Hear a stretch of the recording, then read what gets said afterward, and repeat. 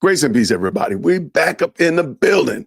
We up here for an early morning live stream, unscheduled, unplanned, no thumbnail, no title, but we got something to talk about today. Now, we're going to call this the Trust Me Bro Show, because at this point in the game, it's now becoming common knowledge that Candace Owens, conspiracy Owens, or Candaspiracy, as I affectionately like to call her, gives no receipts. She doesn't care. She's not going to drop receipts. She's not going to give you information. She's going to tell you something and tacitly say, effectively say, trust me, bro. I got it. Trust me. And people are not trusting her anymore. People don't trust what she's saying. And I bring that up because, listening, okay, bring that up because I've been saying it. Countless other content creators have been saying it. Where are your receipts? Where is your evidence, Candace? Where is the proof of what you're saying? And just like clockwork, she'll never give it to you. She'll say something on her show like, I'm going to show you the receipts. I'm going to show you the comments. I'm going to show you the chat stream. I'll show you the DMs. And she never does it. Or if she does, it's a one-sided conversation. You have no understanding of where it comes from, so on and so forth. And this is just par for the course. This is just like rain falling down from the sky. This is exactly how Candace gets down. And we've seen it time and time and time and time again, that now we just accept it. And well, I'm sorry, we don't accept it, but we know that that's a chink in her armor, that she's never going to show receipts. She doesn't show receipts because she doesn't have receipts, because a lot of the time her sources are herself. And I hate to say it, I hate to think about how she comes up with some of these revelations, how she comes up with some of these insights that she has. I hate to think that she just outright makes them up, but I have no reason to believe otherwise. Now, Jason, come on now. She's an investigative journalist. She did that hit piece on Kamala. She did that thing on BLM. Okay, fine, sure. But let's just be 100% honest. And I've said it before. What did she really tell y'all different in that? Nothing. Now, she had receipts in that, sure. And I'll give her that hat tip for having receipts there. Absolutely. But even in that, what did she really give you? Nothing. Not a thing. So Candace's credibility is on life support. So if you are a Candy, I'm going to need you to come all the way up here to the front of the church. Come on up here. Get close. Get close, because we're going to have this is going to hurt today. So we need you to be close so that the Mothers Board and the Nurses Guild can tend to you, because you need to see this.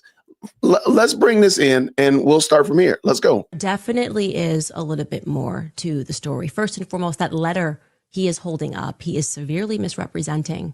Those sentences are real, but I am calling upon Bibi Netanyahu, the dear friend to Charlie Kirk, to publish the letter's entire contents. Like, don't start with just 2 sentences.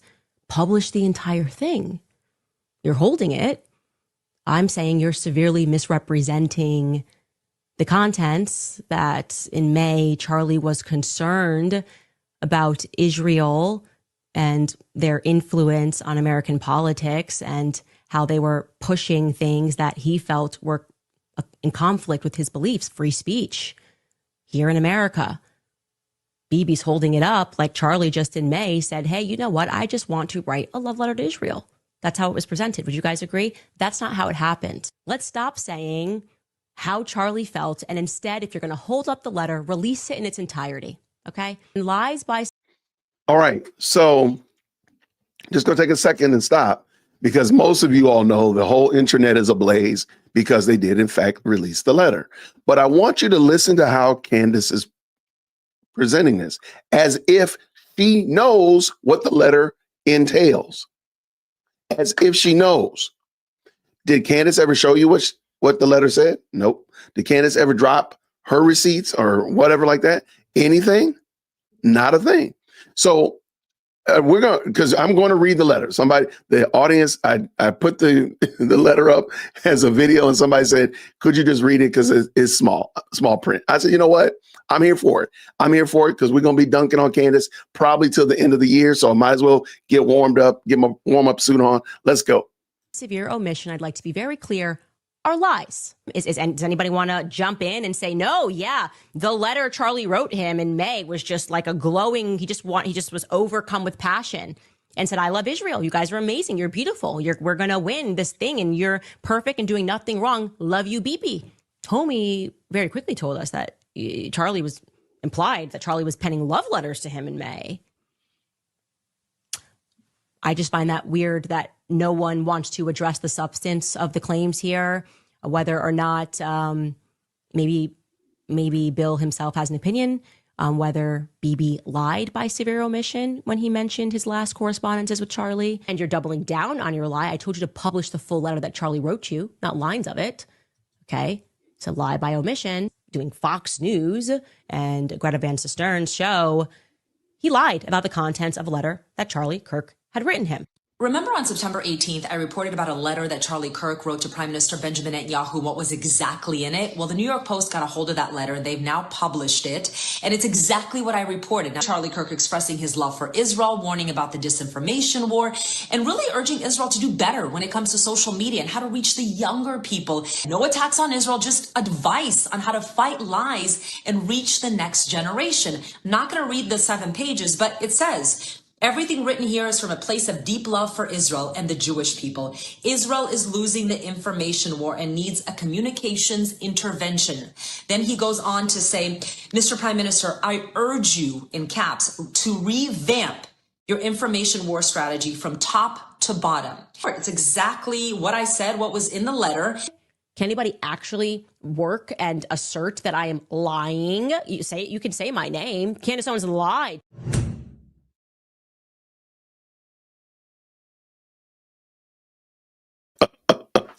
Let's get at it. Let's get at it. Let's get active. So we're going to find out if Candace Owens lied or not. Shout out to everybody who's jumped in to the most electrifying live chat on the planet. Shout out to James. Hello, everybody. Good to see Miss Mandy in the building. Candace be lying. I like how you did that. Conversations that matter. Candace didn't tell the truth. No way. I know, right? Shocking. Shocking. Classic con artist. Thank you so much, Babs. I appreciate it. Candace Owens is never pushed back ever. People just follow her blindly. We got to stop that. That right there, we've got to stop that. We got to.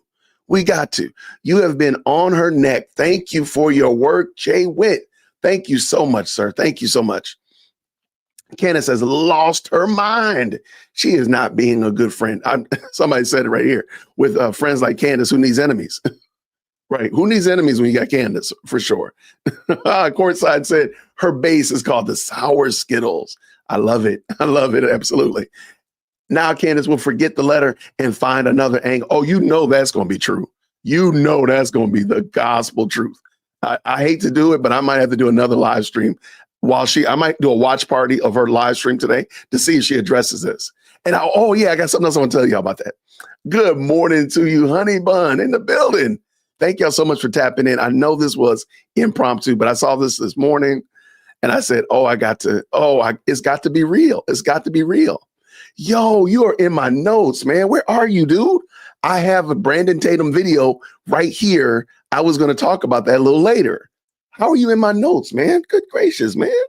I literally was going to talk about Brandon Tatum. Dog, man. Shout out to you, man. You might as well go ahead and tap in, man. Clock in. Oh, man. Oh, by the way, I agree with you, Oren. She is not a Christian. Absolutely. There's no reason. I'm not saying that to be mean. I'm not saying it. I'm saying it as a reality and a fact. Candace Owens is not a Christian. Right. Yeah. Ooh, y'all all must all saw the same video. By the way, Truth 8. Y'all must have seen the same video. Yeah. Let's get at this. Let's get active. All right. So what I want to do is, y'all have seen it, I'm sure. I'm going to bring in the letter. And as much as I don't want to, I'm going to read the whole thing. I'm going to go over the whole thing. And I just want to, that's why I wanted you to hear what Candace said earlier. And then we're going to compare it here. And I want the Candaces, the Candies, that are in the chat, the candies that are going to jump later on and get thumb thugging in the comments, I really want you to ask, why do you not hold Candace responsible for this? Why don't you unleash havoc on her about this? Because this is clear. This is clear she was being dishonest. Because she said it like she had the letter herself. Like, I know he's lying. Well, where was your proof, Candace? And then you're going to have to start wondering, why does she do this all the time? Because yesterday, literally yesterday, on her show was a show where she exonerated Tyler Robinson, and literally the whole show was her machinations. There was no proof actually given, not a sliver. I went back and watched. I said, this woman didn't give us anything. She literally just talked. She just gave her own machinations. There were some clips in there, sure, but nothing actually of substance that changed or moved the needle. And you do realize, I do believe that Tyler Robinson did it. I do believe that Tyler Robinson is guilty. Candace Owens is arguing for the defense of Tyler Robinson out here and just being as messy as she can, as loose with the lips as she can before a pool of possible jurors. That's crazy work. That's nasty work. If you are a Candy, come on up here to the front of the church. We left y'all some room up here. We left y'all room. You're going to have to start wondering, why are we allowing her to do this? And why is it okay that we allow her to do this? Because it's not okay. But why are y'all allowing this to happen? So this is the letter, the infamous letter that Candace alleges that Bibi Netanyahu lied about. And I'm going to just go through it. Let's get at it. Let's get active. Dear Prime Minister, one of my greatest joys as a Christian is advocating for Israel and forming alliances with Jews in the fight to protect Judeo-Christian civilization. Most recently, I'm proud to have taken over Ambassador Huckabee's show on TBN, where we continually support Israel and the Jewish people. As Mohammedans spread, as Mohammedism, why didn't you just call it Islam, spreads into Western societies, it's critical that Jews and Christians stay united in an effort to contain and roll back radical Islam and Sharia law. I regret to report that anti-Israel and anti-Semitism trends are at record levels on social media.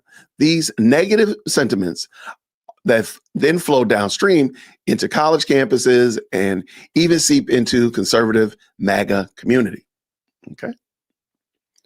Again, this doesn't even start out like he's got a deep issue with it, but let's continue. My team and I have spent months analyzing these trends. Put myself back on the screen, sorry. There you go. Hey, it's me. These trends and debating ideas that could help you and your country push back against these disturbing developments. Anti-Israel sentiment can undermine American support for Israel. The purpose of this letter is to lay out our concerns and outline potential remedies. Everything written here is from a place of deep love for Israel and the Jewish people. I think it's important to be brutally honest with those you love. In my opinion, Israel is losing the information war and needs a communications intervention. Initially, I kind of thought that, well, why was he writing a letter, just a friendly letter to a prime minister? But once I saw what it actually was, this is a strategy letter. This is a letter. It makes so much more sense. At first, I was like, well, why would I just write a letter to, the prime minister of a country and talk about how much I think he's a great person and the country's swell? Well, that's not what this is. This is a strategy letter to help them better articulate their point and help people understand through social media what's going on. I started to compose this letter to you on Easter. I should have been focused on my family, but I was getting bombarded with messages about the Israeli army making it difficult for Christians to access church in Jerusalem on Easter. At the time, I did not see any official statements pushing back on this narrative. It was frustrating because pro-Israel surrogates like me should not be in charge of fact-checking every piece of anti-Israel misinformation that pours into social media. It wasn't just Easter. On my recent campus tours, half the questions I get are about Israel, and they're all negative. All right. So This makes perfect sense why he wrote this letter. I often spend half my time on these campus tours defending Jews and Israel, which I'm proud to do because I love Israel and love the Jewish faith. Wow. I mean, the first page is a barn burner. The first page is, I need Candace to tap in. All the candies jump into the chat. Let us know. How do you fix this? I often spend half my time on these campus tours defending Jews and Israel, which is I'm proud to do because I love Israel and I love the Jewish faith. I spent endless hours with Dennis Prager over the years studying the Torah. Sometimes it feels like I'm defending Israel in public more than my own government. My experience on college campuses matches a recent Harvard Harris poll, which reported 48% of 18 to 24-year-olds Americans support Hamas over Israel. Even in young MAGA circles, Israel is losing support. We're getting huge crowds of 4,000, 5,000 students on some of my college tours, which again, that is crazy, man. That is bonkers. Man, my campus visits are becoming like a rock concert atmosphere filled with conservative patriots. Yet these campus tours, I'm constantly confronted with. Get myself over. I know y'all like, Jason, what in the world? This is a one-man operation over here, y'all. Why is it not letting me jump?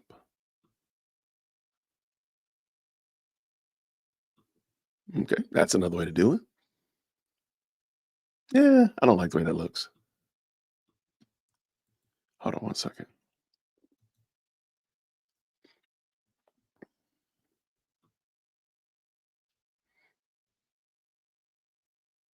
All right, here we go. Now I'm back. All right. Israel is an apartheid state. Why does Israel conduct ethnic cleansing? Why is America subsidizing Israel's genocide against the Palestinian people? Is American aid helping to subsidize Israel's free healthcare? Israel and Jews are running U.S. foreign policy. Israel and Jews are responsible for 9/11. Defending Israel is not in a U.S. national interest. Why is Israel trying to drag us into a war in the Middle East? So those are the questions that Charlie was getting at his campus tours. Above are just a sampling of the negative Israel Jewish comments and questions I confronted on college campuses.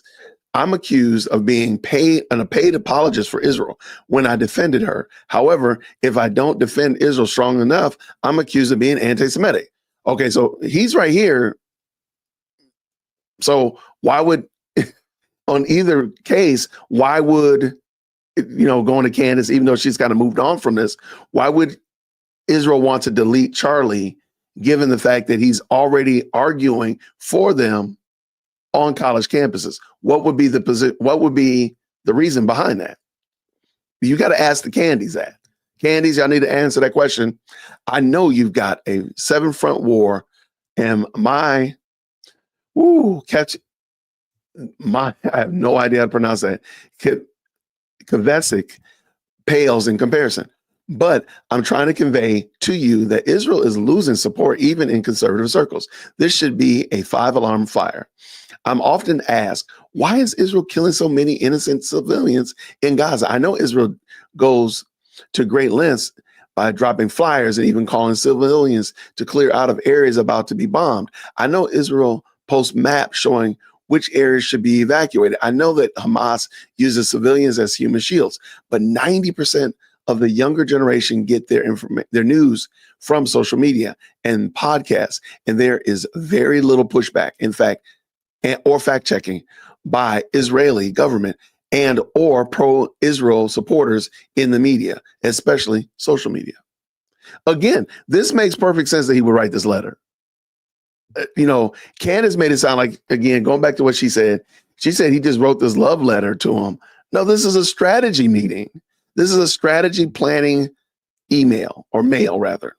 I strongly suggest Israel not always depend on subcontracting the information war efforts to surrogates in America. Mr. Prime Minister, I urge you to revamp your information warfare strategy from top to bottom. Sometimes the impression is given that Israel thinks everyone hates them, so why care about winning over hearts and minds? If there's any truth to this impression, I urge you to consider that social media and podcasts is where you fight for the hearts and minds of the younger generation.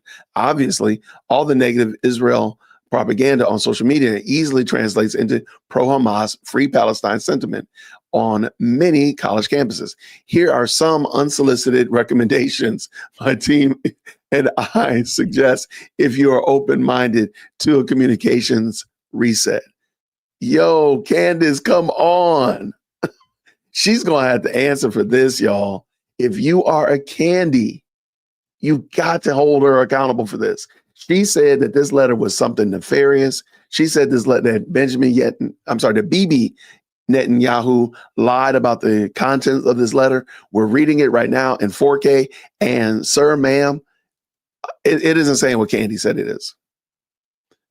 So I'm just going to ask y'all, like, if you are a Candy, why is it that your person is lying like this to you? Like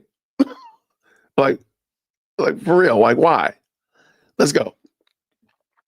For starters, you need a rapid response media team. President Trump does this very effectively on social media with his own account and his White House Rapid Response 47 team. The president has strong fighters like Stephen Miller and Carolyn Levitt who battle the press every day. Honestly, I don't even know if you have a press secretary. You are an eloquent defender of Israel, but you need a team of information warriors out there pushing back every day.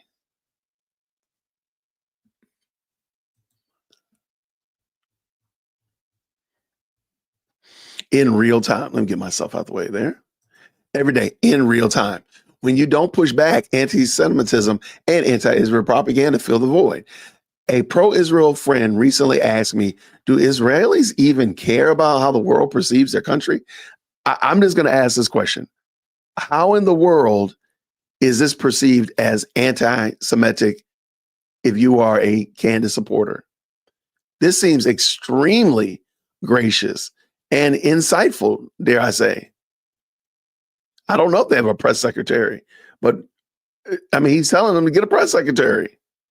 Yo, this is wild. I strongly recommend putting together a team of pro-Israel experts who can fact check misinformation in real time from Israel. Israel needs to take the lead in this effort. No more dependence on subcontractors. Israel never asked for American troops because Israel does its own fighting. I suggest the same approach for information war. You lead and people like me will follow and provide supplemental support. If you're open to revamping your communication strategy, my team and I are happy to assist. Wow. Wow. Y'all better ask Candace. Candace, this information is pretty damning.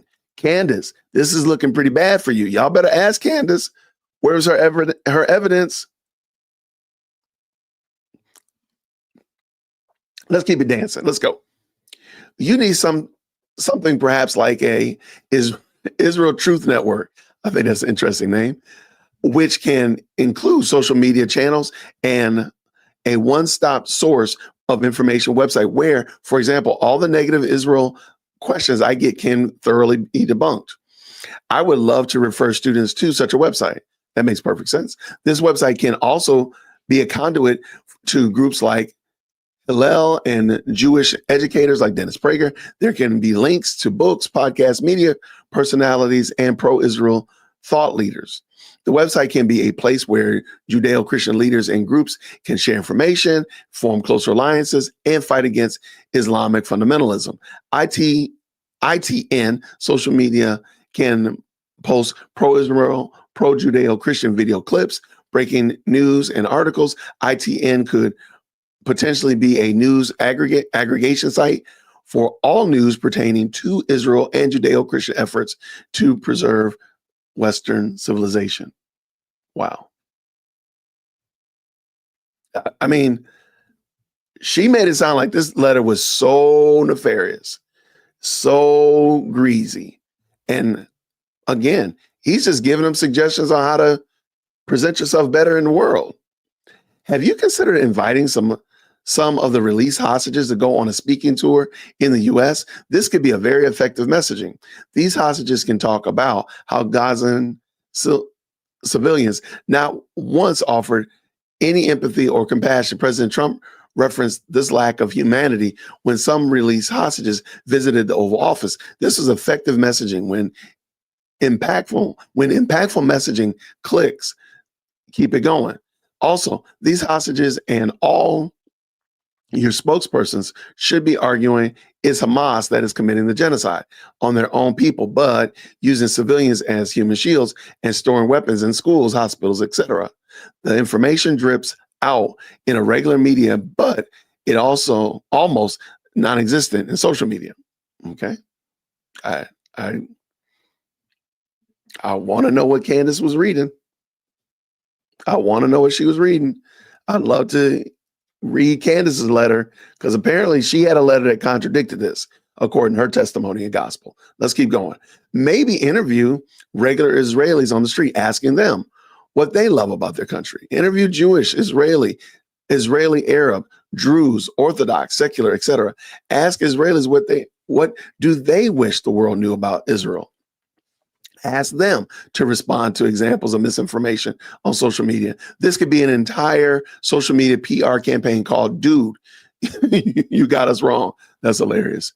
Dude, You Got Us Wrong. Interview Israelis from all walks of life. I mean, there you go. Let Israelis explain in their own words how Israel is a pluralistic society, a free country with elected leaders, unlike all the surrounding authoritarian Arab nations. Why not show how your hospitals take care of wounded terrorists? Let's keep it. Let me jump over. Why not show clips of Israel dropping flyers? Let's keep going.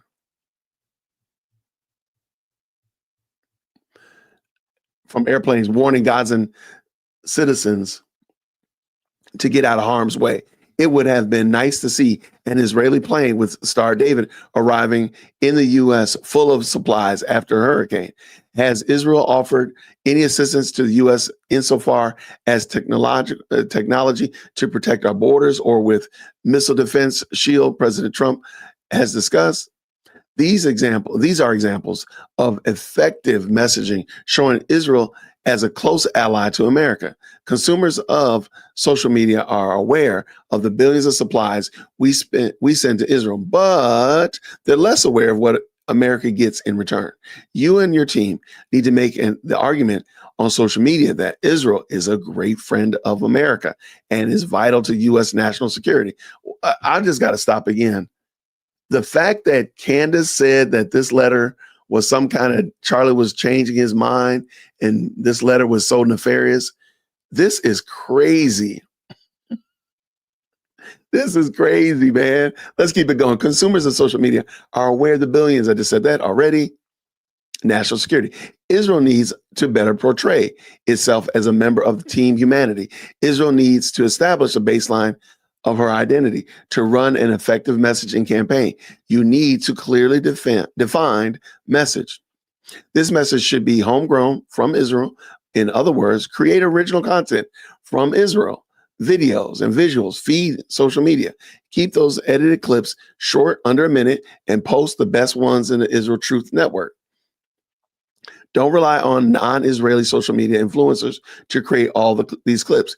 Create them yourselves, and influencers, surrogates like me can promote this original work and refer people to your social media and websites. Be proactive. Take the lead. Bottom line is Israel needs to learn to fish, i.e. create your own content and be more self-reliant when it comes to your communications strategy. Wow. All right, let's keep this going. Israel can do a better job of explaining the Iranian threat. Among the many conservatives who support Israel, there is a concern that America could become entangled in the quagmire of Iran. My generation grew up with disasters in Afghanistan and Iraq. We were promised that there were WMDs in Iraq, which proved to be a lie. Our generation was also lied to by the government of Israel and US that COVID vaccines were safe and effective. Israel's intelligence missed the boat on October 7th, but we're asked to trust Israeli intelligence 100% that Iran is on the cusp of obtaining nuclear weapons. Young conservatives are very skeptical of these government proclamations. We don't fully trust the intelligence assessments. Right now, it seems like Israel is primarily relying on Americans to make the case for attacking Iranian nuclear sites. These arguments get a lot of blowback in MAGA circles. Other than you, Mr. Prime Minister, I see very few Israelis making their case in the media, social media, or podcasts. Many agree with you, myself included, that Iran should not get a nuclear weapons. At the same time, I share the concern that America will get sucked into another endless war, costing millions of Americans' lives. And he says thousands of Americans' lives. Sorry about that. Where are the Israelis who are arguing their case to win over public opinion? Israel should be making this case 24/7 on social media, including long-form English-speaking podcasts and social media channels and websites such as the Rapid Response Team and ITN. Okay. This is probably the only critique that I've read so far that can be seen as maybe not the most favorable, but really, in the grand scheme of things, a paradigm shift is needed in how Israel presents itself to the world, especially on social media. Perhaps the best way to convey my thoughts here is to think of Israel as a political candidate. In the case of a younger woman who grew up on social media, in this case, a younger woman who grew up on social media, who is this candidate and what does she stand for? Right now, there's essentially a massive negative campaign spreading on social media. These negative ads are defining this candidate. Political campaigns, wish we'd go up to the top right, face this challenge all the time. Many of the PR challenges Israel faces should be looked at through the prism of political campaign. Like any campaign, the first task is to define the candidate. Right now, there is not a one-stop shopping resource where younger people can learn about this candidate. Every candidate has a website and social media. It would be political malpractice to omit these tools. Sorry for the brutal honesty, but Israel's approach to social media is PR malpractice. I mean, okay. I mean, this is a doctor, a surgeon, a specialist giving you the right path to a healthy life. I don't see anything wrong here. Your candidate should list all the toughest questions that she gets on campaign trail with detailed expert responses, add footnotes on her ITN website, and use social media to explain her platform on a daily basis. These responses become part of Miss Israel's platform, where her positions and values are explained. Like any political campaign, you need surrogates who can articulately promote your candidate's platform and identity. Right now, Israel's identity is being fabricated by those who hate her, by a barrage of misinformation on the media, in the media, especially social media. Fake news becomes real news if there's no effective pushback.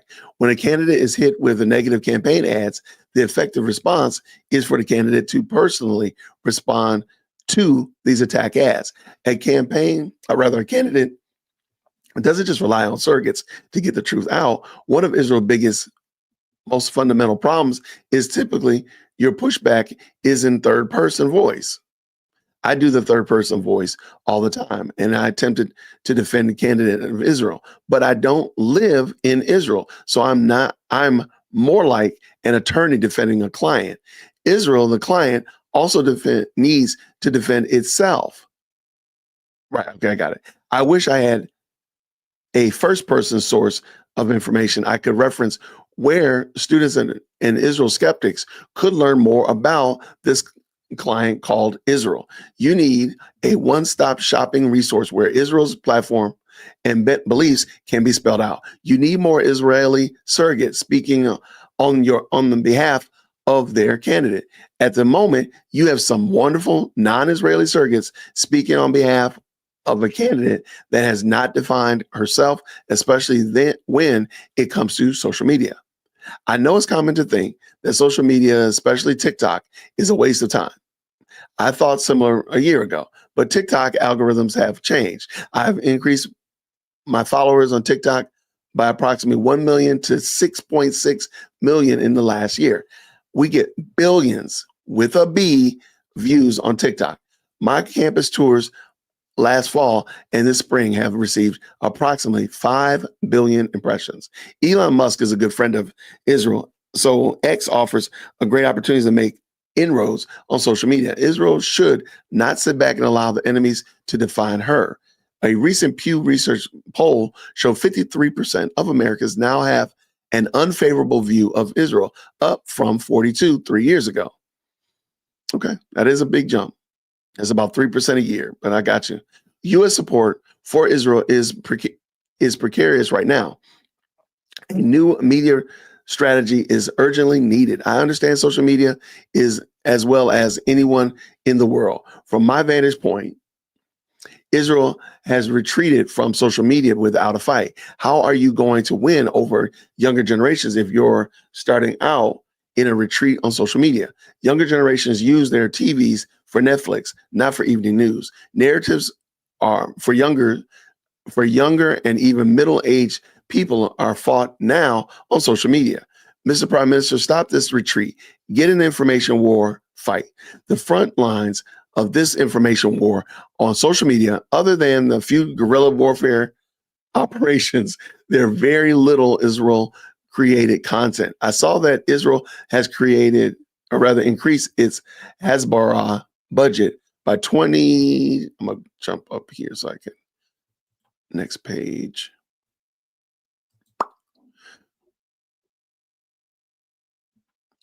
Face this challenge right now.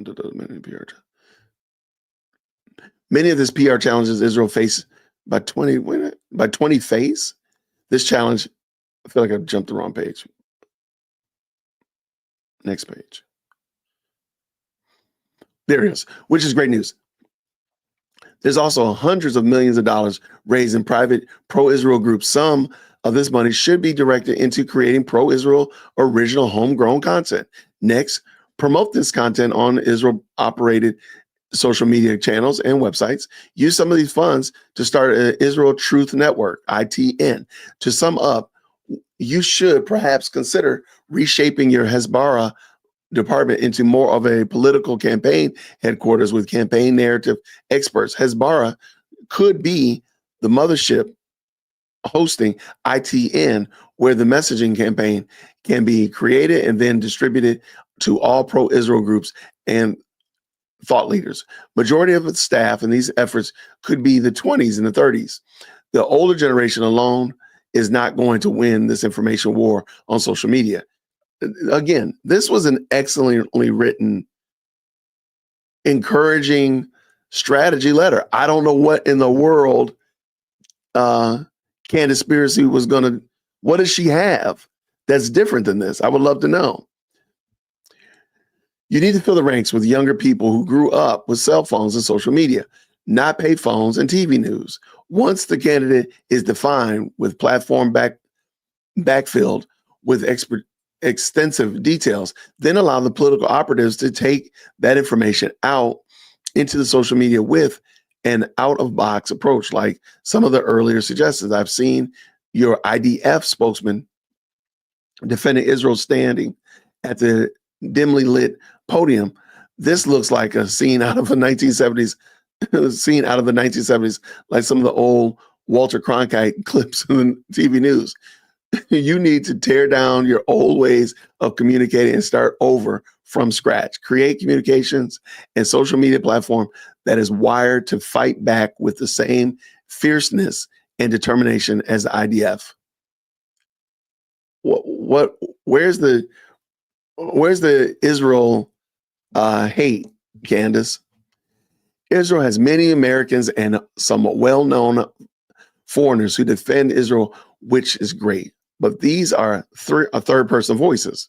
Mr. Prime Minister, you are the eloquent defender of Israel, but you don't post very often on social media. Wow, that is so interesting. Because most of us are older and we don't think that social media is that useful.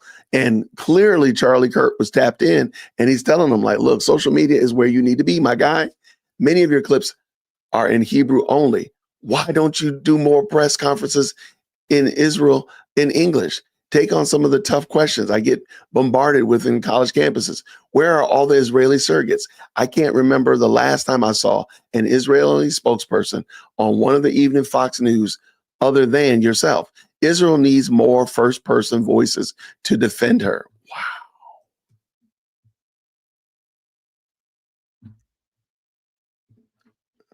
I mean, this is look, this is something. Hey, if you're going to run for political office, this might be a good. This letter is applicable to you. How can Israel defend and define itself if you don't even have a spokesperson out there fighting back every day? Wow. Do you have a press secretary like Carolyn Levitt, or defenders like Stephen Miller? If not, I encourage you to go find them. You need more Israeli spokespersons who are effectively speakers in the media and on social media. I know you also have a serious deep state lawfare challenge. My team and I have been fighting the deep state every single day for many years. Maybe a revamped information war strategy can help you with your internal fights as well. Israel has enormous capabilities, such as how you orchestrated your beeper bomb operation. Perhaps Israel can use some of the same ingenuity in a more effective fight, the information war in the media, especially on social media. Israel is the Silicon Valley of the Middle East. Israel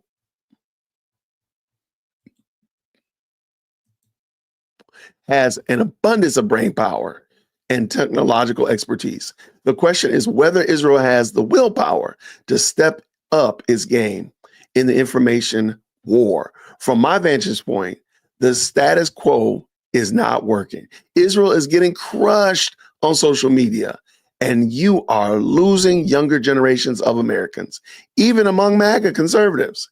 In my opinion, you are losing the information war, which will eventually translate into less political and military support from America. The Holy Land is so important to my life, and it pains me to see support for Israel slip away. Feel free to contact me on my private number below if you would like to discuss this further. Sincerely, Charlie Kirk.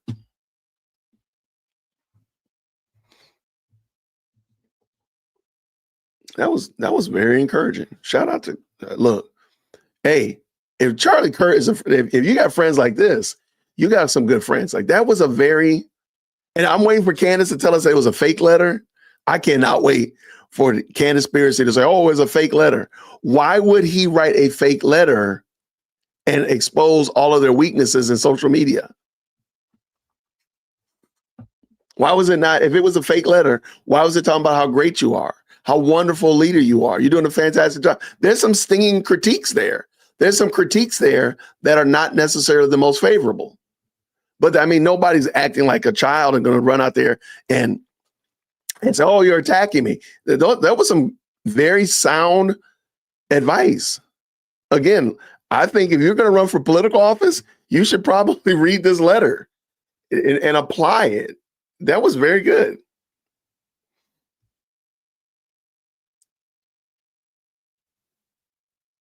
Okay, I'm sorry. But no, man, that was good. Shout out. I cannot wait. I am here for it because Candace Conspiracy, she's gonna either A, totally ignore it, it didn't happen, trust me, bro, or B, she's gonna say it was a fake letter. And I'm already saying, like, I can't wait for her to say it's a fake letter. I can't wait. I can't wait. Okay. Real quick, I want to say thank y'all so much. There were some great supers that popped up. Thank you so much, MT. Milk Bart TV about to be on her like bees on honey. You know it. Hey, that was a video came from Milk Bart. Shout out to Milk Bart and thank you so much for the $2 super. MT, you've been a great supporter of the channel. I want to say thank you so much for your support. Bella, thank you so much for the £2 super sticker. Thank you so much. We're international up in this piece. Look in there. Check Megan's response. They're so afraid of Candace's large audience. It's embarrassing. Charlie was defending Israel 6 days before he passed. And shout out to MT. Thank you so much for the $5 super. The problem is Candace's people, the Candies, don't realize that they're following a cult leader. It's a cult of personality, the cult of trust me, bro. And so we're going to just keep riding their bumper. And they're going to just keep doing what they do. But they're going to be wrong. They're going to be on the wrong side of the discussion. And guess what? We're fine with that. Thank you so much, Derek, as well, for the $2. Wait, Candace lied about the letter? Never. Of course. If the Candies don't come out and demand that she show what letter she was talking about, by the way, I'll bring this video back in. If they don't require her to show what letter she was talking about, that's on them. That is them. Because y'all know what I think about it. But I don't like little lies. When there is one lie, there's 20. All right. Let me bring this back in just to the 200 people, 192 that have jumped into the best live channel on the internet. Thank you so much for tapping in with me today. Let me show you the video and just so refresh your memory. There definitely is a little bit more to the story. First and foremost, that letter he is holding up, he is severely misrepresenting. Those sentences are real, but I am calling upon Bibi Netanyahu, the dear friend to Charlie Kirk, to publish the letter's entire contents. Like, don't start with just 2 sentences. Publish the entire thing. You're holding it. I'm saying you're severely misrepresenting the contents that in May, Charlie was concerned about Israel and their influence on American politics and how they were pushing things that he felt were in conflict with his beliefs, free speech here in America. Bibi's holding it up like Charlie just in May said, hey, you know what? I just want to write a love letter to Israel. That's how it was presented. Would you guys agree? That's not how it happened. Let's stop saying how Charlie felt. And instead, if you're going to hold up the letter, release it in its entirety. Okay? And lies by severe omission, I'd like to be very clear, are lies. Does anybody want to jump in and say, no, yeah, the letter Charlie wrote him in May was just like a glowing, he just was overcome with passion and said, I love Israel. You guys are amazing. You're beautiful. We're going to win this thing and you're perfect and doing nothing wrong. Love you, Bibi. Tommy very quickly told us that Charlie was penning love letters to him in May. I just find that weird that no one wants to address the substance of the claims here, whether or not maybe Bill himself has an opinion on whether Bibi lied by severe omission when he mentioned his last correspondences with Charlie. And you're doubling down on your lie. I told you to publish the full letter that Charlie wrote you, not lines of it. Okay? So lie by omission, doing Fox News and Greta Van Sustern's show.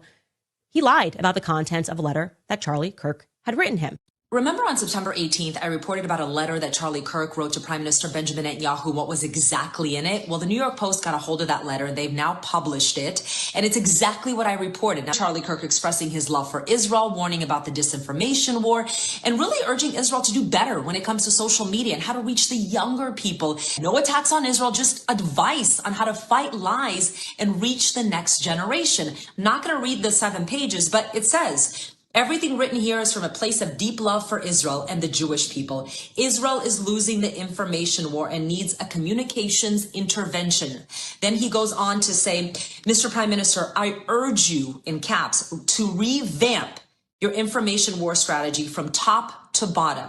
It's exactly what I said, what was in the letter. Can anybody actually work and assert that I am lying? You can say my name. Candace Owens lied. I think we're going to say it, Candace. I feel comfortable in saying it. Candace Owens lied. I feel good in saying it. And I don't think there's any way around it.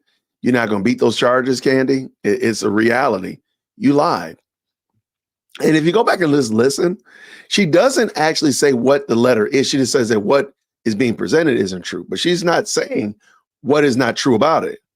She's saying that it was just a love letter and she's being real coy about it and, dare I say, just silly about it. But what about it was wrong? She doesn't say it. And I'm telling you right now, if you are a Candace supporter, this is your girl. You got to explain why it is that she said that.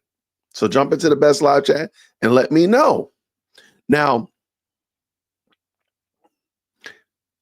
so I did see the interview. I do have the interview with Brandon Tatum and the young lady. I don't know who she is, but there's a section in that interview where he talks about why he doesn't call out Candace.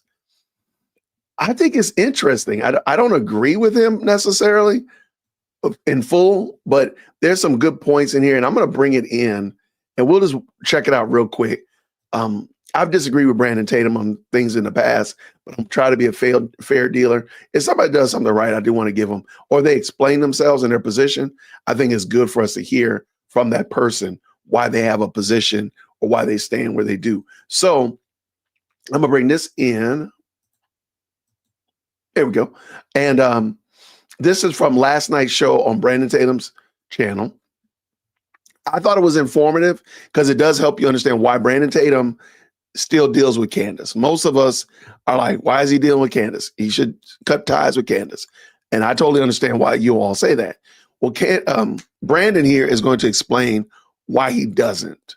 And I'll leave the link to the full video. It's on his channel right now, but I want you to hear it, and then maybe we'll talk about it. You know, jump into the best live chat. Green hearts in the chat when you can hear. You start with this kind of anti-Semitism, I'd rather use Jew hatred, okay? It's Jew hatred. When you spread this kind of Jew hatred and you're constantly blaming the Jews and all these people who start hating the Jews and whatever, the next thing you know, they're shooting up a synagogue or, they're going to a school, and it just pains me because I have children too. It's scary. It's really scary because you're putting these thoughts in these wackadoodles' minds. And that's where I think what she is doing is very dangerous, because it's like she'll say things like, trust me, I know, I have on good sources, I have this. Show the receipts. That's the problem with the other side right now, is they're just like, they just say these things like, trust me, bro, I have the receipts. And then they put these things out there. They play offense. And what they do is they put the people like you and I on defense. So we're constantly like defending ourselves, but they just like, really, that's literally what's been happening lately. They just throw all this stuff out, and it's like it's almost like they light a match and they set the fire and let it go. And a lot of people who may not even know Jews or just hate Jews altogether, this is dangerous. Yeah, and I agree with you. And my theology with friendship and loyalty is that I'm the most loyal person ever. But I think that people should not unfriend people who they disagree with or say things, because who's better to articulate or to convince? It's better for me, in my personal opinion, when it comes to Candace and anybody else that's actually my friend, it's better for me to talk to this person and have friendly debates, because she knows that I love her and she trusts that I'm acting in good faith when I criticize things that she say, or if I have to call her on the phone and say, hey, let's talk about this. It's better, and I hope people would diagnose this, it's better to remain friends and talk to your friend about it. And if there's debate that need to be had, you debate about it with somebody that actually cares about you. It's the same thing with my wife. I felt like that she was slipping a little bit, but yeah. I'm not going to divorce my wife. No, I know. But through me talking to her, and over time, she see what I'm saying. Mm-hmm. And it's the same thing with my family members. Like some of them, all of them that didn't like what I was doing at first. Hey, I don't have to cut you off, because you still need to hear what I got to say. Right. And then now they all like me. My best friend, ride or die, I'll fight people for my best friend. And if it came down to some life or death, I'll put it all on the line for my friend BJ. Mm-hmm. And so, but me and BJ, when I became more political, he was posting Black Lives Matter stuff. He was all in that thing. But I'm never gonna not be friends with my dog. Mm-hmm. And what happens We hang out. We still friendly. He know I still love him, but he's watching my content. And over time, he's like, it's hard to like not see it. And what do you know? Now he vote for, he support Trump. He's when the vaccine hit, all of the things that I said to him, all of the things that I post, he like, I get it now. So that's the same thing I think about Candace, is that I know a lot of people always ask me, like, how could you be friends with her? It's like, because I believe that if I continue to be consistent and I'm always preaching the truth, that if we remain friends and I can talk to her, maybe she will change her perspective, because it is no way in the world that somebody can perpetually go down the path of hating Israel the way many people hate Israel. It's not going to end well. Like, and I personally think this with my whole heart. When you bash Israel, everything in your life will begin to go downhill, whether it's now or later. And I have seen this happen to people. We can look at all the celebrities. We can look at all the countries. I mean, you want to keep it real. Mm-hmm. They say the Jews were exiled from all these countries. Where are they at today? The Romans did it. Where are the Romans today? Right. If you continue to go down a path to hate Israel, where are you? Like, I want us to, this is like a pivotal point. Let's evaluate everybody. Tucker, anybody that's saying anything negative about Israel that don't eventually change their mind. Let's see in 5 years where they end up. I personally think people will risk losing their entire platform. They will risk losing their entire reputation, because at some point it consumes people to the point where they go up and beyond, and then people start watching them and saying, this person has gone off the rails. You know what I'm saying? Well, this person is now, it's starting to happen somewhat to Candace, but Candace is committed. She is doubling down and tripling down. And you, as her friend, maybe she will see that the Jews are not the problem. There's a lot of problems in this world, Brandon, but Jews are not the problem. We have a big problem. The Biden administration left our borders open. We've been infiltrated. We've been infiltrated by jihadis, and that's a problem. Like my best friend Siggy Flicker, she says, oh, this, I actually wrote this down. Charlie Kirk says immigration without assimilation is invasion. Okay, that's what Charlie Kirk says. But my best friend Siggy Flicker said, infiltrate, populate, dominate, and never assimilate. Okay, that is the problem that we have in the United States right now. So Jews are not your problem. I promise you, Jews are not your problem. If you have not interviewed this young girl named Elika, I don't know if you know who Elika is. I know exactly who she is. Yeah. She laid it out so perfectly on the interview that I did with her. It's a scapegoat. The people who are trying to kill us all and dominate the world and not assimilate in America are allowing or creating propaganda and using useful people to them to scapegoat Israel while they do dirty work in the background. I ask people this question all the time. I'm like, who's the biggest threat to America? Let's just, Israel didn't fly planes into buildings on 9/11. Israel is not blowing themselves up in the middle of Times Square. Israel, you cannot find a Jew and not that I know of, that have done a mass shooting in America. You will not find Jews doing terrorist attacks all over the world. So then it makes you think, who is the biggest threat? Who is purporting conquest? Because the Jews have one little slither that's a state. They're not trying to take over Syria. They just want peace with Syrians. It's one Jewish state. There's one Jewish state. There's all these Muslim countries, okay? And that's fine. Israel doesn't want them to go away. They just want to be left alone in their one little country the size of New Jersey. And again, the Jews are not the problem in this country. And Tucker Carlson right now, he's doing a 5-part series on 9/11. I wonder where that road will lead us to. I wonder where it's going to lead us to. I'm still watching. the Jew Lane, that's where it's going. The Jew Lane, Jew Parkway. Right. It's interesting, and we'll end it on this. But Stella, like, I don't know why people, like, I'm not afraid of Judaism, right? There's no really fear factor. I'm not afraid of Jews. The Jews to me have been very peaceful, and when I went to Israel, they were peaceful. these Islamic extremists, and I don't know if they're extremists or not. Like, I got killed over this, me saying this, but I'm like, I think it's just people just following Islam. I mean, I think people that are not violent are the ones that have like watered it down. They've Americanized it. They've taken it to a level where it's peaceful, but the actual words of Muhammad and how he operated seems to be very consistent with some of these radical people in Islam. And I'm not saying every Muslim is this way, but Islam is is one of the biggest threats to America. They just arrested some people who are plotting terrorism in America, and they are not Jews. But did you hear? Did you hear? I think it was either the same day as the Charlie Kirk assassination or a day or two after. It was it Ohio? It was in the same state. These Islamic jihadis, I guess, were plotting to blow up a news vehicle, and they found a bomb. Yeah. Do you remember that? Yeah, and they said they were white on TV at first. They said they were white. I'll tell you what's happening, and I'm probably going to break this on your show because it's the story I'm working on. But for some reason, we're afraid of Islamophobia. We fight anti-Semitism constantly with Islamophobia, okay? And somebody messaged me saying that in their school, Brandon, this should piss off every American.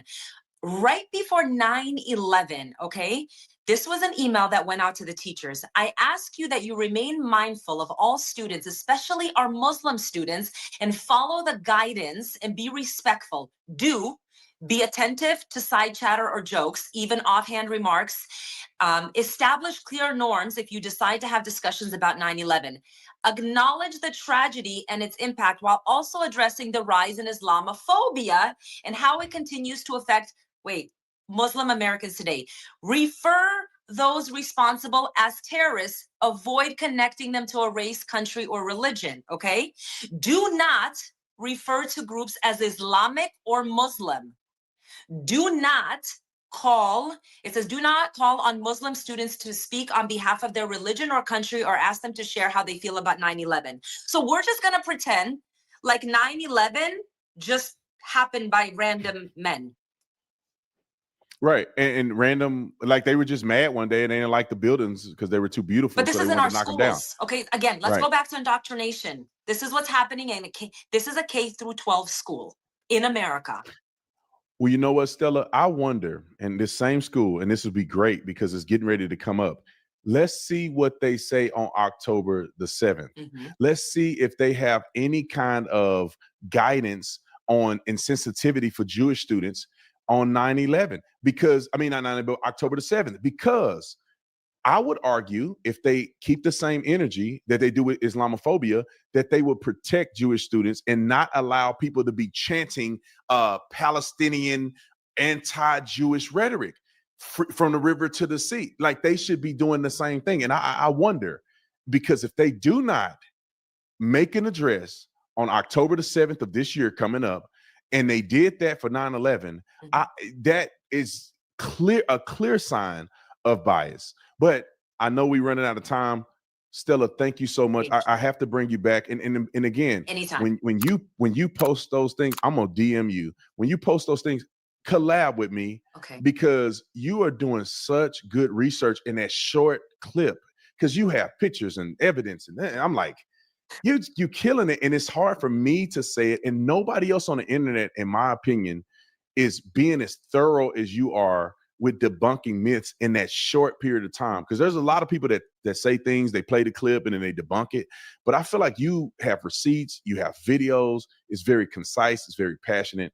So keep doing what you're doing. And I want to share it all because we have to have a unifying voice to stand up for what's right and what's true. And maybe one day, God willing, we'll go on the college campuses and we'll do a college tour because I think it's so important.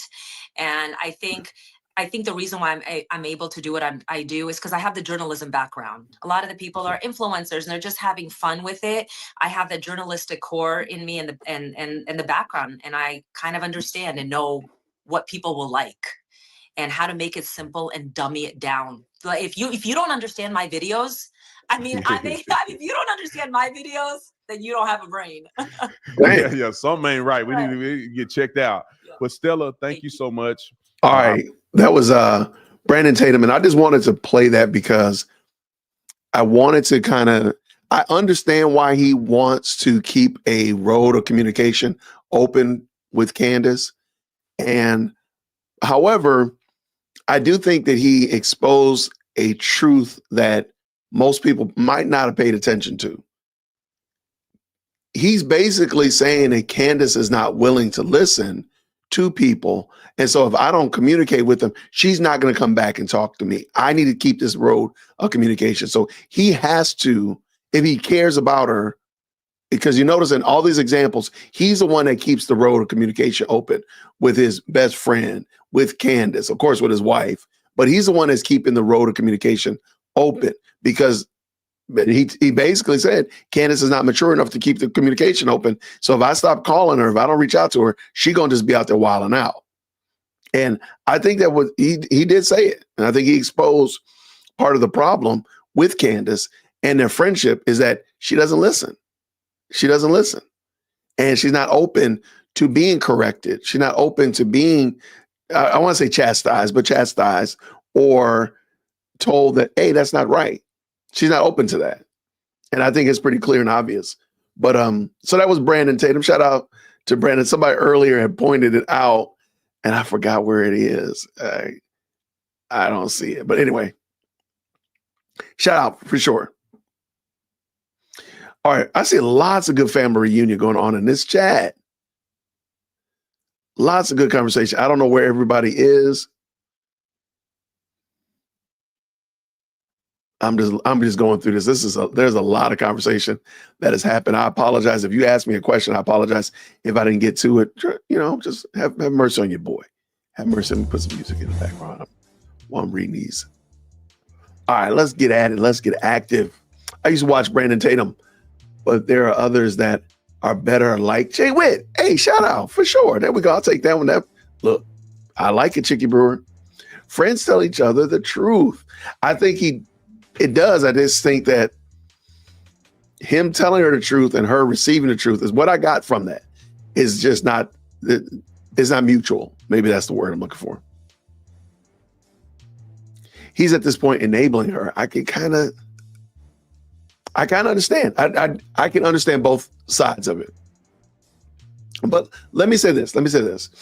If Brandon Tatum is not out there really like, you know, marching and protesting and saying Candace is great and leading the Candace is great bandwagon, but he's just not dogging her out, I don't think that makes him a bad person. I think his voice is kind of like neutral in that respect. Now, if he's out there bandwagoning and saying Candace is great and nothing she's saying is wrong, then we have a problem. Or he could be saying, you know, Candace is a complete and utter clown. She needs to get her life together, all that kind of stuff. I mean, I think that's probably the right way to go about it. But I think he's in that neutral position. I'm just going to put it over there. It doesn't change one thing about her, though. That's the thing.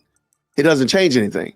She's still a clown. She's a complete and utter. And as we saw right here, she's not being honest. She's not a fair dealer.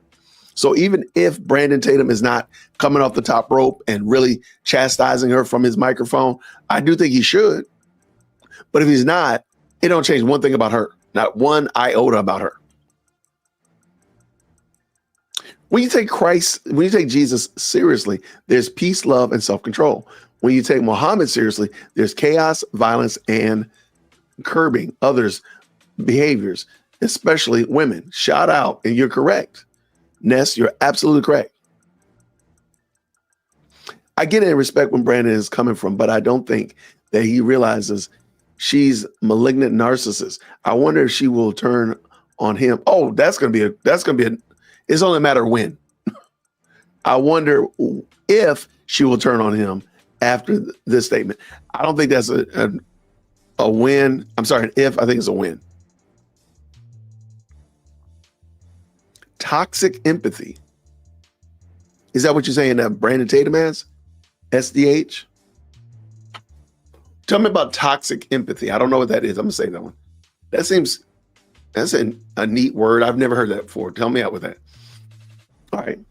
If you care about your friend, you won't lie to them. What Brandon is doing is enabling Candace or Candaspiracy, not calling her out for her lies. He's called out every other person except Candaspiracy directly. Okay. I can't. Okay. Touche. If you call out everybody else, you don't call out Candace, then I do think there's a level of hypocrisy. No argument for me. Onyx, shout out. I got you. Wait, I do think that you just replied. Oh my gosh. Toxic empathy. Oh, toxic empathy. But what is it? Tell me what it is. That's an interesting term. I've never heard. I don't think I've ever heard that before. They said this. Onyx, 100%. I mentioned that in his comments. He went strong against Tucker, but Candace gets a pass. Okay. Y'all got me. Y'all won me over. All over a small piece of land besides New Jersey. A world divided, a country divided. Shout out.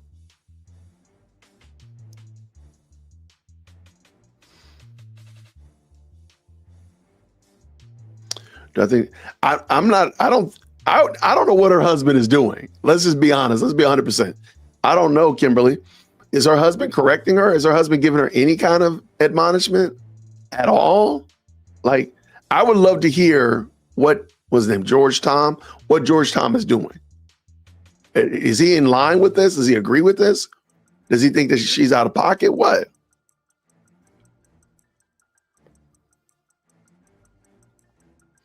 See you later, Chicky Brewer. Thank you so much. From France? What's going on? We are international up in the building. Y'all put where y'all from? Shout out. Look, we got people from the UK. We got South Africa. We got France. Y'all put your flag up in here, and tell me where it is too, because I'm not the best there. All right, let's keep it going. Shout out to you for sure. All right, I ask if 1 Corinthians 5 applied to her since she professes to be a believer. Let's see, 1 Corinthians 5. Let me just double check what it is that you're referring to.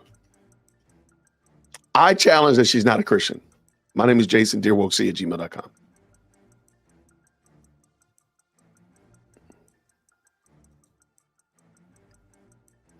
All right, what are we looking at here? 1 Corinthians, J. Garcia, what are we talking about? 1 Corinthians 5?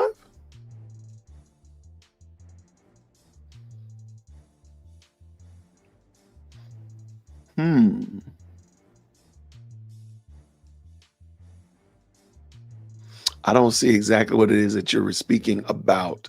If I see it, if you put it back in there, let me know. Tatum is doing a fine job. Not our business or our place to judge. He's trying to reason her over, not lying and agreeing with her. Okay.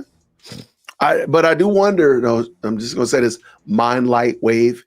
If he does go strong against Tucker or other people, why is he not going strong against Candace? That would be my only question to push back. Brandon did call out Nick for his BS about Erica, so I'll take it for now. Yeah, Nick is out of pocket. I just dropped a video about Nick. Nick, for instance, is just terrible. He clearly doesn't agree with her. That's true. That's true. But does not agreeing, just to play advocate, does not agreeing and speaking out about what you disagree with, are they the same? That would be my question.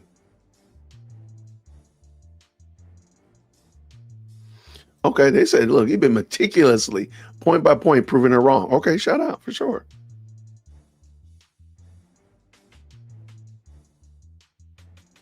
That's interesting. So Realtor says, I believe Charlie was neutral in public as well with Candace. Okay. I mean, we heard from his pastor that he had never said anything bad about it. It doesn't sound like he was saying bad things in other places.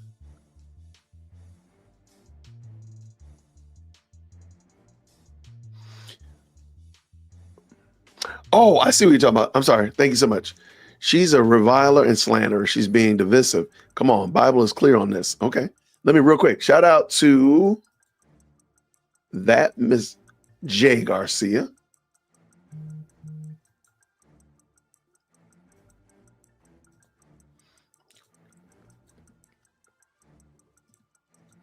All right. 1 Corinthians 5. But now I'm writing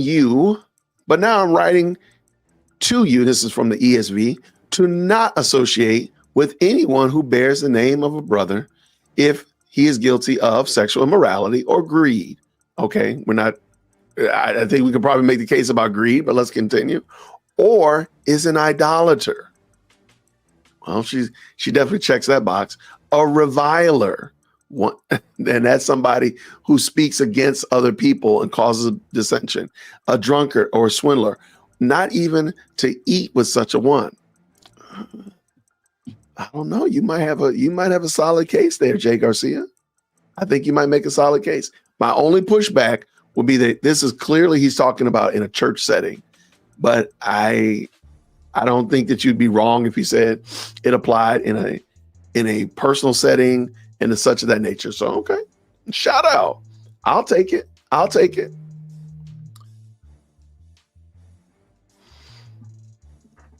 Okay. But if you're a Christian in Israel, you cannot even testify about Jesus. Okay.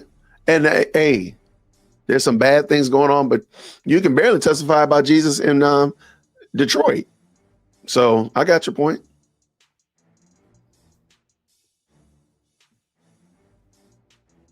Candace's best friend is Tucker, not Brandon. Okay. That's fair.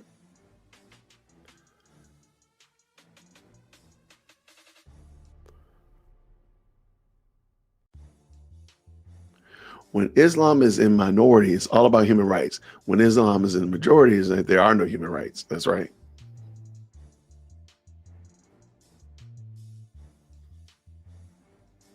He does call her out, but he doesn't call her by name.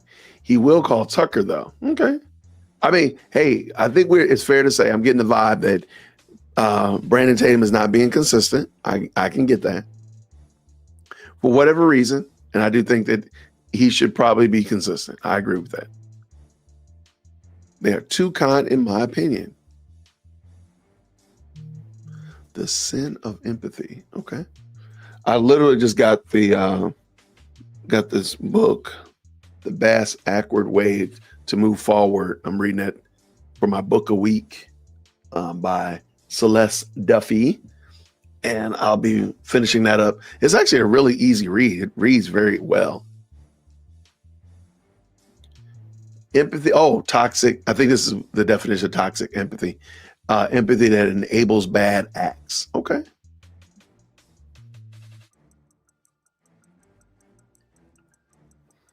Brandon needs to interview her husband and get him on the record telling her to chill out. So she said only her husband, Erica, can stop her. That's the fact that only your husband and Erica can stop you from acting like you're acting. I don't think anybody can stop you. If somebody needs it needs to be that level in order to get you to be a decent person. Candace is not a decent person.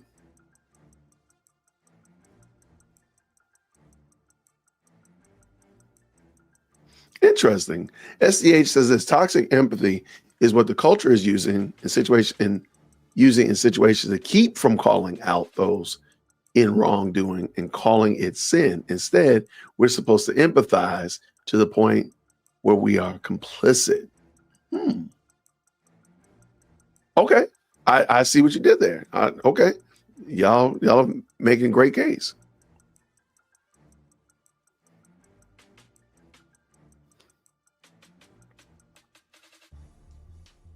I'm pretty sure I'm starting to think, I've never heard him say anything besides the Allie Beth Stuckey interview when they did a quote unquote debate between a Protestant and a Catholic. That's the only time I've ever heard him. That's been shady. Y'all are wild. Scotland in the building, UK up in the house. We got them stateside people.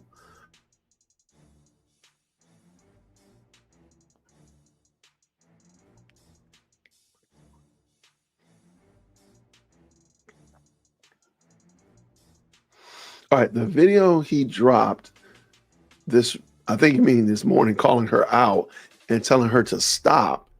And telling stop is him doing his best to tell her without calling her Straight out. Okay. I think he should call her straight out at this point. Y'all have convinced me. He needs to call her straight out.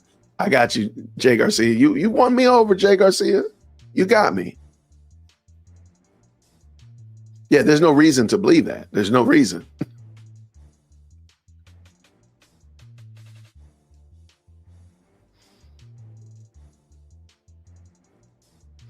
I can imagine people telling her to be quiet. Can you imagine her listening to somebody telling her to be quiet? That's the imagination that you need. Shout out from the UK, Anita. Thank you so much. Megan Lady says, Candace knows what she's doing. Evil knows no boundaries. Thou shalt not lie. Thou shalt not bear false witness. That's true. And Candace be lying. And Candace be bearing false witness. I don't know, Megan Lady. You might want to repack that, reevaluate that one for sure. Shout out. Thank you so much for loving the channel. I appreciate you, Nita. And we got these UK people, look. We're international over here. We're international.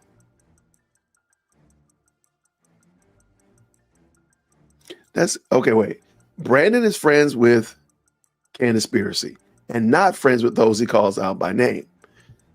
Yeah, but at this point, I do think that maybe he should call her out by name and say, hey, I talked to Candace and I told Candace XYZ, or have her on the show and light her up.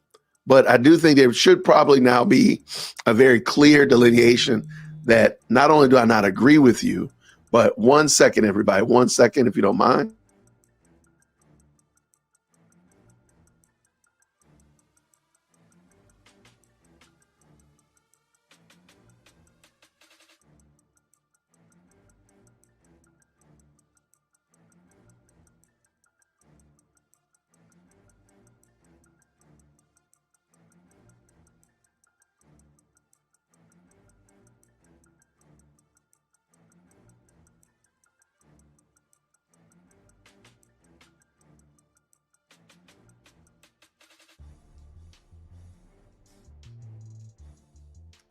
All right.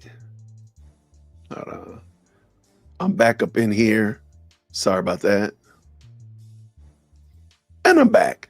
All right. I told myself whenever they call, I'm gonna just answer the call. I gotta answer the call when they come. When they call me. So I had to take that call. Thank you so much. We got Canada up in this building. Well, thank you so much. Says I just discovered your channel last week and I can't get enough. You're great. Well, thank you so much. I appreciate the compliment. Thank you. Okay, this is an excellent question. What she did so well. I think your question is, what has she done so well? What did she do so well that made the world believe her? I don't know. I really, truly, in my opinion, Amir, I think the fact that Candace Owens says things very, very confidently. Very confidently. And in my opinion, that is her superpower. She says things extremely convincing. And you will, and it's almost like disarming. And I think that's it. That's my take on it. That's all I got. That's it. She says things very confidently. So she could be wrong, and she'll say it so confidently, she will have you second guessing whether or not you're losing your mind. Like, wait, what? Okay. And you'll believe it. She did an interview with him on her current channel. I think it was last year. But Candace has gotten worse this year than she was last year, if I'm understanding correctly. So this is like, she needs to do an update. Let's say it like that, in my opinion. Candace and the Dum Dums got homeschooled by BB. That is hilarious.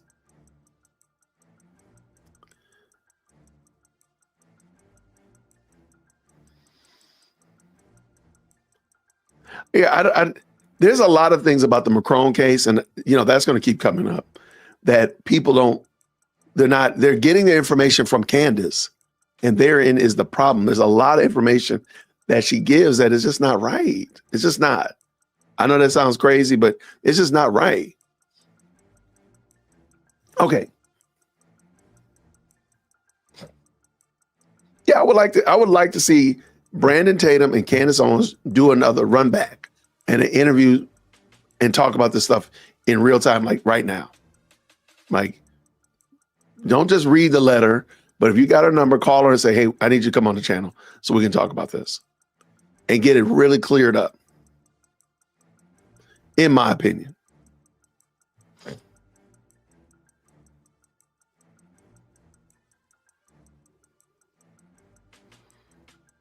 All right.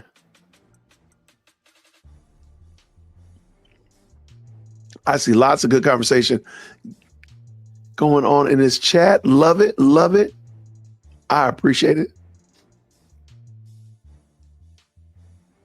Oh, you think it's way worse? Yeah, I think she's gotten worse now than she was last year.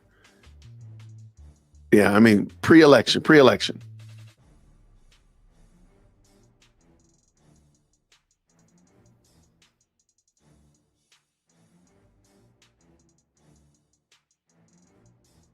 Okay.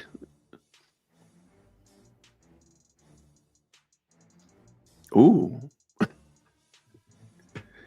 Mom said, I can see through the grift. She's a terrible actress. Okay, I got you.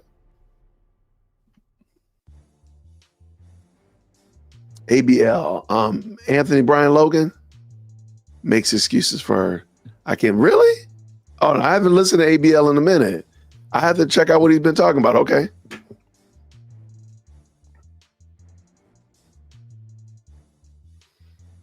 I have to check out what ABL is doing over there.